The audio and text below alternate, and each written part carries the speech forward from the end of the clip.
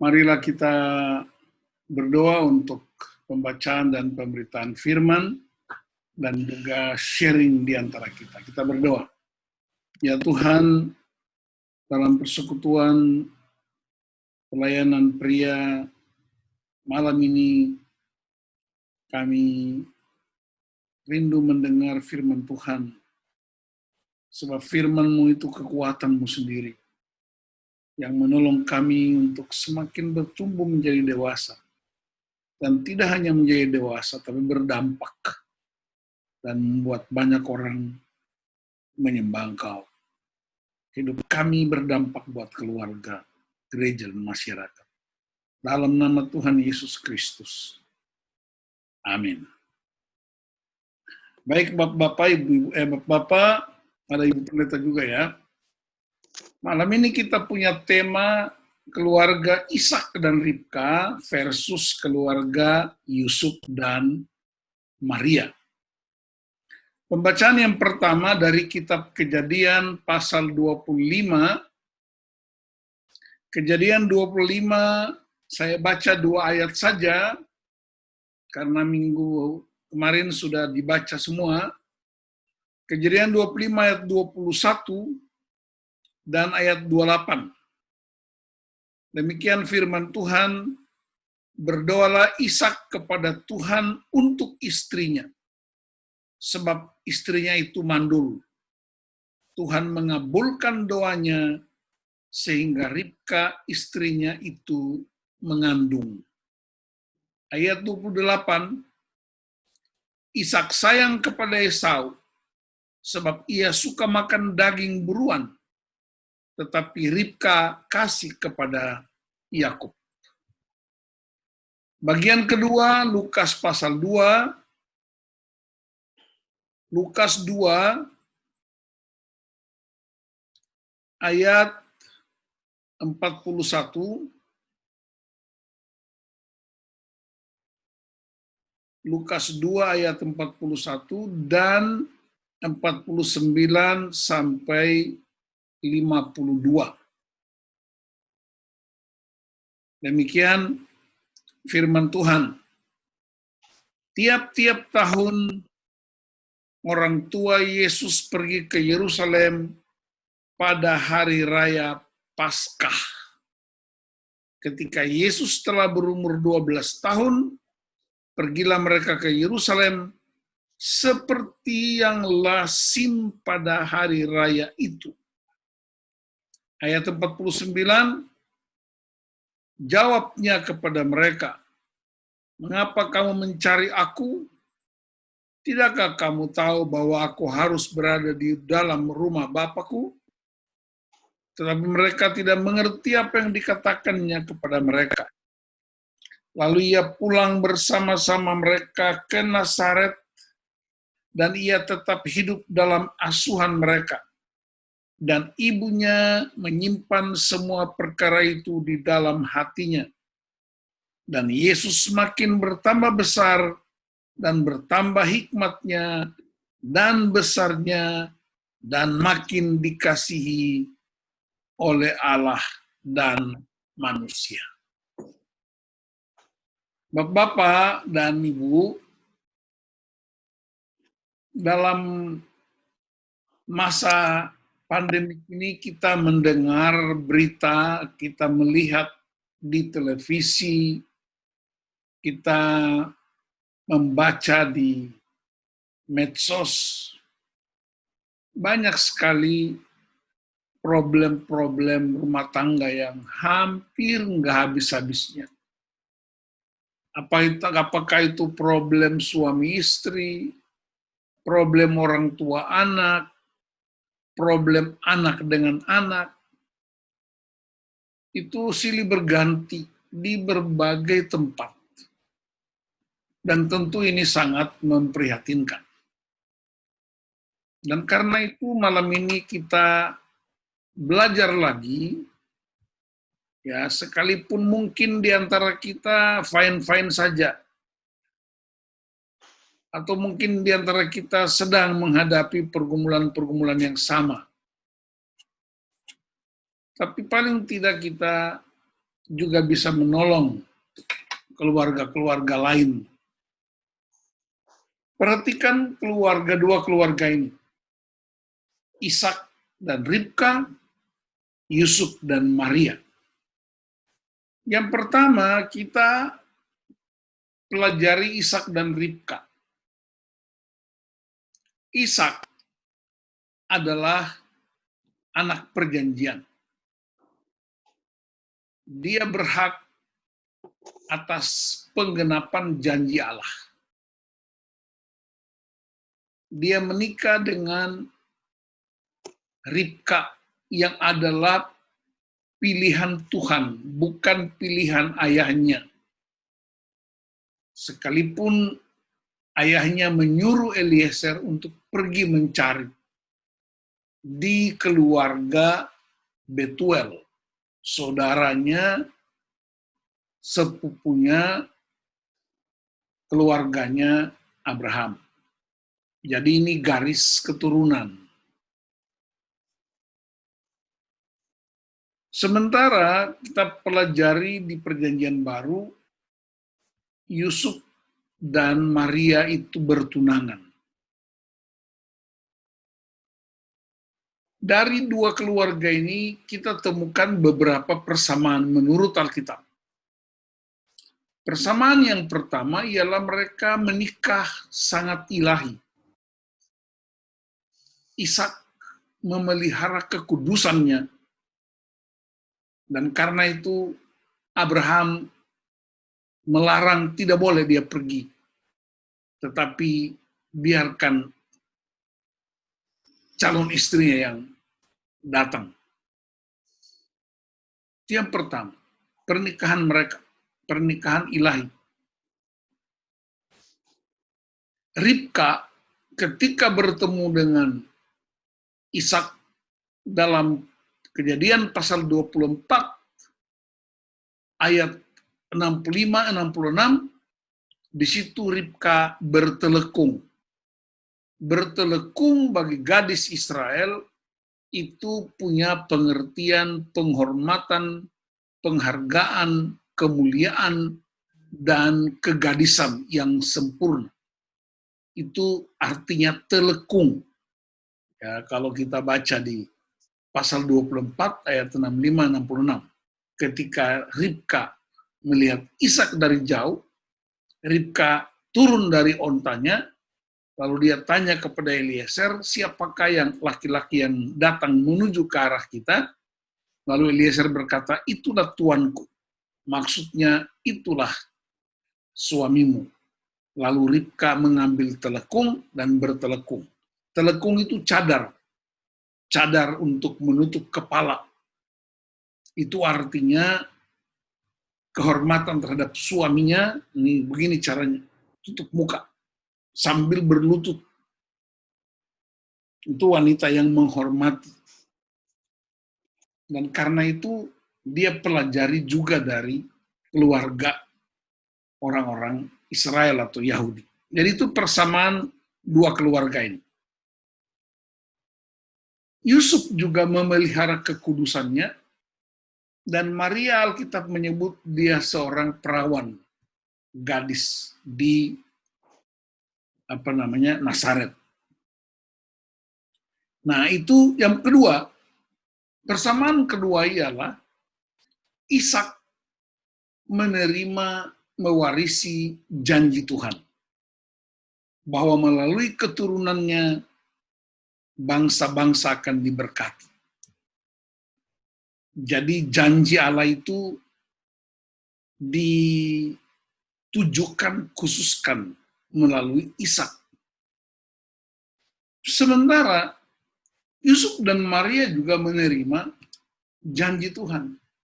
Janjinya apa? Melalui kandunganmu, kamu akan melahirkan juru selamat bagi dunia.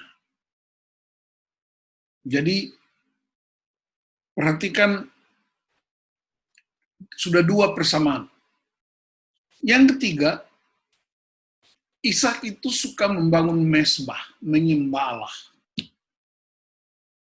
Dan menurut tafsiran beberapa ahli, ketika Ishak berdoa buat istrinya selama 20 tahun ketika Ribka mandul, Ishak membawa dia ke Gunung Moria untuk menunjukkan tempat di mana janji itu dinyatakan. Diulangi janjinya itu. Sementara Yusuf dan Maria, ya Yusuf selalu pergi ke Bait Allah untuk menyembah, untuk mempersembahkan kurban.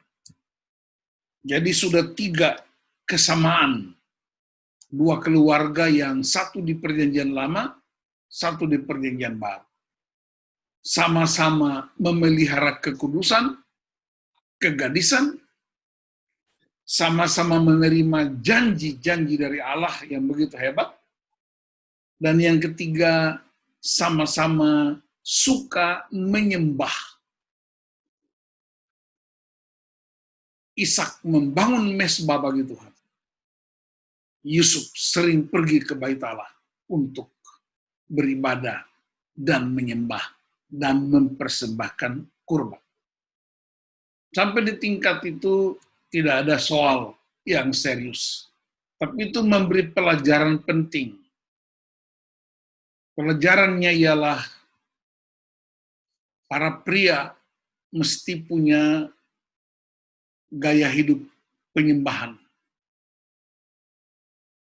Dan ingat, penyembahan mereka, penyembahan yang tidak diproklamirkan, penyembahan yang tidak ditonton, penyembahan yang sangat pribadi, penyembahan yang sungguh-sungguh intimasi dengan Tuhan.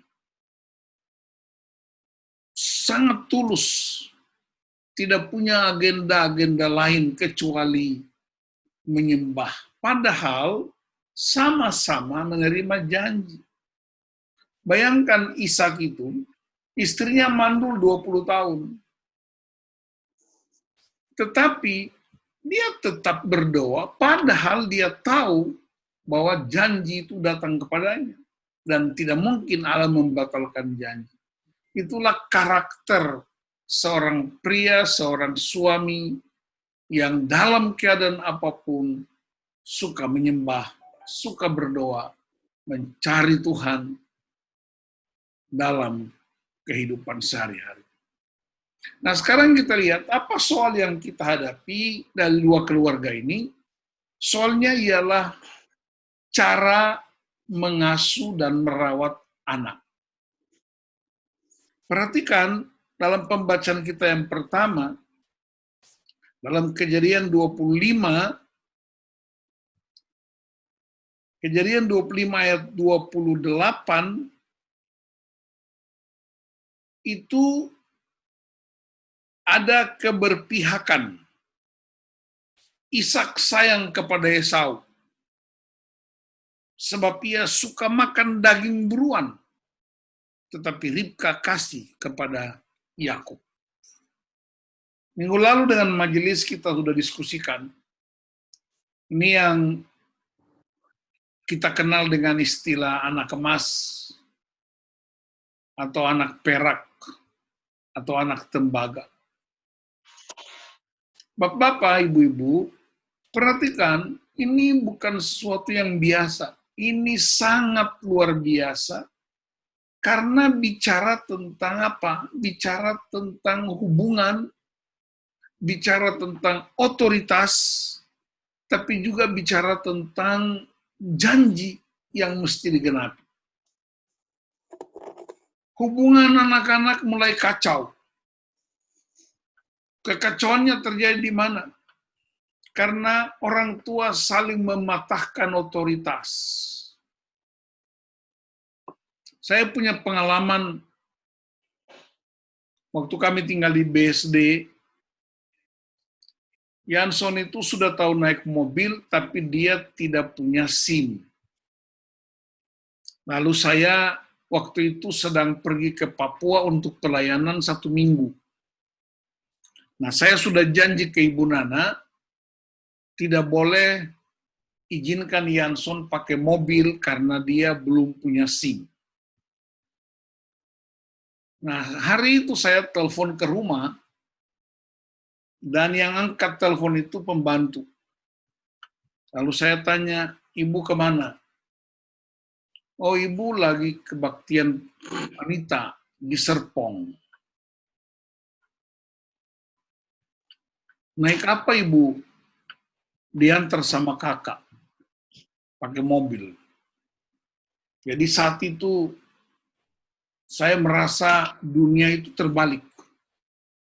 Karena saya sudah larang Yanson di depan maminya, dan saya juga udah bilang sama maminya, Yanson tidak boleh pakai mobil karena tidak punya SIM, sekalipun dia cakap bawa mobil. Lalu malamnya saya telepon Ibu Nana. Kenapa bisa begitu? Ya, daripada buang-buang 50.000, kakak kan bisa antarkan nggak lewat jalan raya, kan lewat jalan belakang. Nah, saya bilang ke Ibu Nana, itu yang disebut mematahkan otoritas. Dan saya marah sekali. Lalu Ibu Nana nangis, tapi dia minta maaf. Yanson juga minta maaf, dan saya bikin beres. Jadi Bapak bilang A, Mama bilang B, itulah yang disebut saling mematahkan otoritas. Bapak larang, Mama bolehkan, atau sebaliknya Mama larang, Bapak bolehkan. Itulah awal mula benih pemberontakan sudah mulai ditanam di dalam rumah tangga. Makanya jangan heran kalau ada anak-anak yang lebih berpihak. Ya, misalnya kalau mamanya bikin salah, dia bilang begini, nanti papa pulang aku lapor. Bayangkan, dia anak tuh mau lapor mamanya ke bapaknya. Berarti mamanya udah nggak punya apa-apa lagi. Sudah habis otoritas. Ini yang diciptakan oleh Esau, diciptakan oleh Ishak dan Ribka terhadap Esau dan Yakub. Bayangkan, Ribka menyuruh Yakub untuk menggunakan pakaian seperti kulit abangnya, lalu dia bawa makanan yang dimasak oleh ibunya sendiri. Itu kan mematahkan otoritas. Bapak-bapak, saya mau ingatkan sekali lagi, ini yang disebut benih pemberontakan. Pemberontakan dimulai dari rumah tangga, penyebab utamanya ialah saling mematahkan otoritas. Kadang-kadang anak-anak kita masih kecil, anak-anak itu bilang, Pak, aku mau makan es krim. Mamanya bilang, nggak boleh, kamu udah 2 kali makan es krim hari ini. Lalu anak itu datang ke papanya, Pak, boleh nggak aku makan es krim? Oh, Pak, nggak boleh, mama udah larang, nggak boleh. Ah, nggak apa-apa, ini anak kecil ini, kasih aja. Ingat, itulah benih yang kita tanam. Dan itu terjadi dalam keluarga Ishak dan Ribka. Yang kedua, Esau tidak menghormati hak kesulungan yang diberikan Tuhan. Esau anggap remeh. Hanya gara-gara kacang merah. Ya, yang sangat rendah kualitasnya. Yang orang Jakarta bilang ece-ece. Tapi Yakub lebih mengutamakan prinsip-prinsip kemuliaan. Yang penting bagi dia ialah dia memiliki janji itu. Dia mau supaya dia ambil alih. Nah, tapi perhatikan dampaknya. Yakub hidupnya penuh kelicikan. Berpindah dari satu tempat ke tempat lain. Dia tipu bapaknya, dia tipu abangnya, dia tipu mertuanya. Dan kita bersyukur kepada Tuhan. Dia bisa dipulihkan di Sungai Abok. Jadi semua model kelicikan, semua model apapun yang kita bangun, satu ketika akan roboh. Makanya saya selalu bilang, urus gereja, urus hal-hal rohani, jangan pernah punya agenda-agenda terselubung. Murni-murni saja.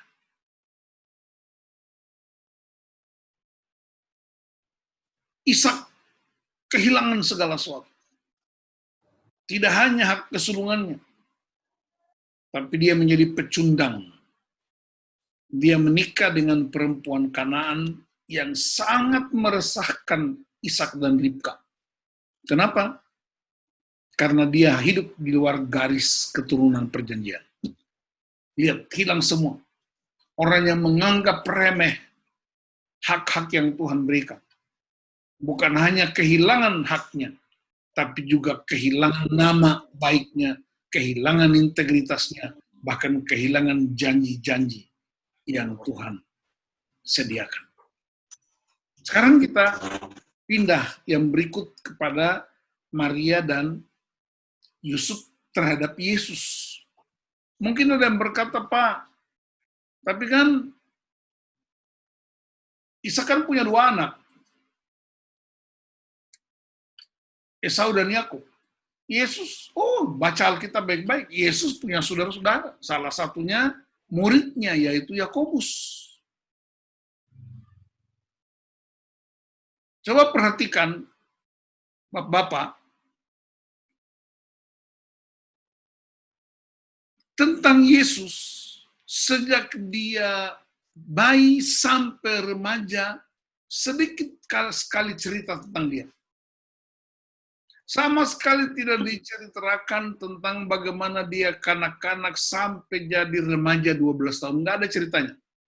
Kemudian setelah bait Allah dari sampai dengan umur 30 tahun, nyaris nggak ada ceritanya. Kita cuma tahu dia lahir di Bethlehem. Kita tahu dia disingkirkan oleh Yusuf dan Maria ke Mesir ketika Herodes hendak membunuh anak-anak yang membunuh dia. Hanya itu yang kita tahu. Setelah itu kita tahu 12 tahun dia pergi dengan orang tuanya seperti lazimnya. Berarti ini sudah sebuah gaya hidup kebiasaan. Pergi ke Bait Allah. Setelah itu nggak ada cerita lagi. Sampai 30 tahun dia mengalami pembaptisan di Sungai Yordan dan diutus bapaknya. Nah, perhatikan, tetapi dari pembacaan kita, Lukas 2 ayat 49 sampai 52, kita bisa menarik beberapa prinsip. Dari cara orang tua mendidiknya. Yang pertama, perhatikan, dia disebut memiliki hikmat. Ya, Yesus itu. Ingat Bapak-bapak, Yesus ini dia betul anak Allah 100%. Bukan hanya anak Allah, dia adalah Allah. Tetapi dia juga manusia biasa 100%. Dan dia berada di dalam pengasuhan orang tuanya. Jadi perhatikan ayat 40, ayat 46, 47. Sesudah 3 hari mereka menemukan dia dalam bait Allah, ia sedang duduk di tengah-tengah alim ulama sambil mendengarkan mereka dan mengajukan pertanyaan-pertanyaan kepada mereka. Dan semua orang yang mendengar dia sangat heran akan kecerdasannya dan segala jawab yang diberikannya. Jadi, kita temukan yang pertama, Yesus penuh hikmat. Karena dia bisa berdialog dengan para pemimpin agama. Dari mana itu hikmat? Saya sangat yakin Yusuf dan Maria sebagai orang tua mengajarkan tentang jalan-jalan Tuhan. Ingat, Yusuf suka menyembah di bait Allah. Dan orang-orang yang ke bait Allah tidak sekedar mempersembahkan kurban, tidak sekedar menyembah, tapi mereka juga mendengar pengajaran-pengajaran kitab nabi-nabi.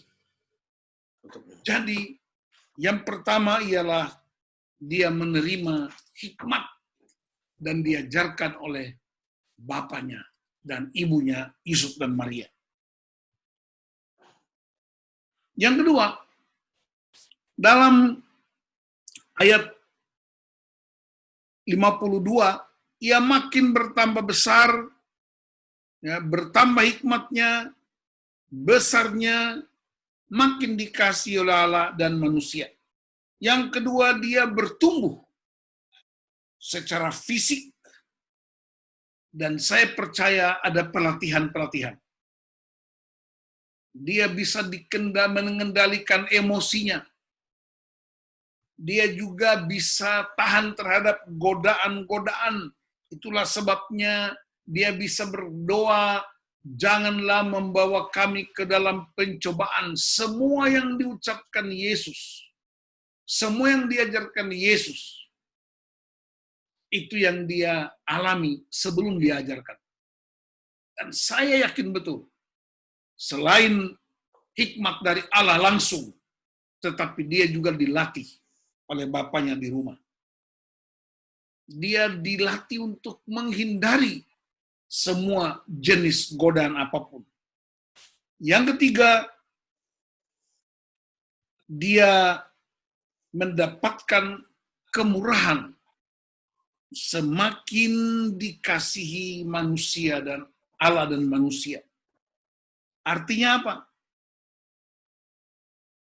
Dia suka meniru. Anak-anak meniru orang tua. Kita tidak mungkin suruh anak-anak berdoa kalau kita sendiri nggak berdoa. Kita tidak mungkin suruh anak buang sampah di tempatnya kalau kita sendiri tidak disiplin membuang sampah pada tempatnya. Kita nggak akan mungkin suruh anak-anak untuk berdoa, kita sendiri tidak berdoa. Karena anak-anak itu cenderung visual dan suka meniru. Mereka juga dia dilatih untuk menghormati orang lain, itu sebabnya diajarkan, kasihilah musuhmu, kasihilah sesama manusia seperti dirimu sendiri. Semua pengajaran itu muncul dari rumah. Dan yang terakhir, dia disukai dikasihi oleh Allah.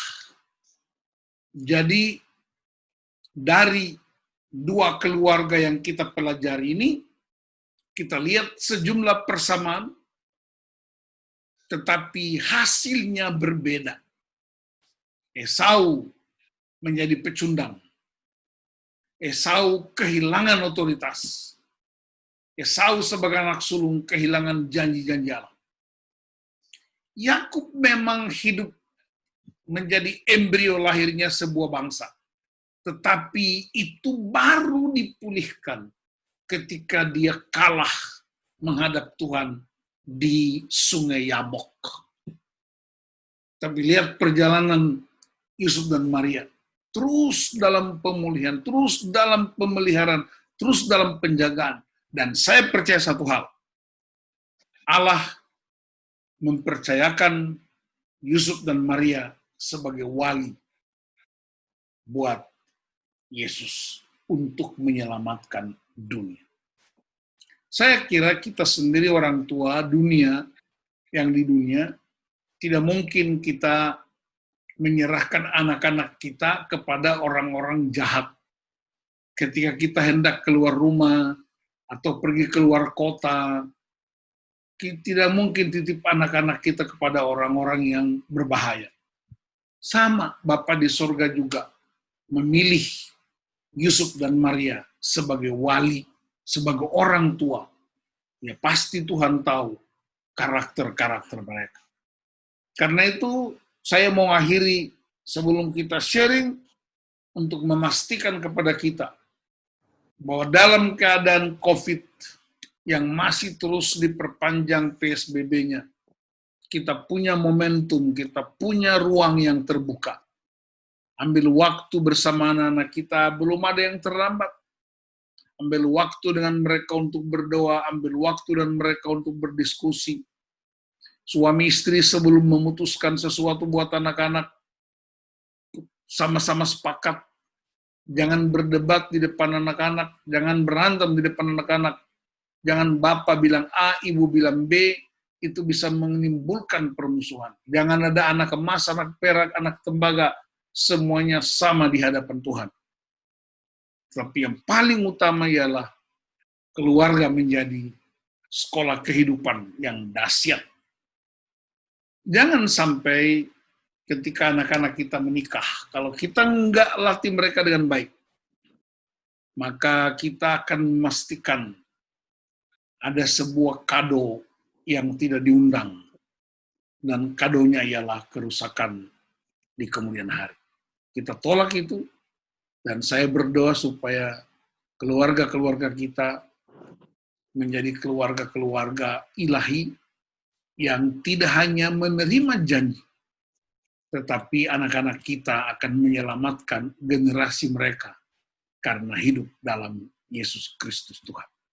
Tuhan memberkati kita. Amin. Kita berdoa untuk firman Tuhan.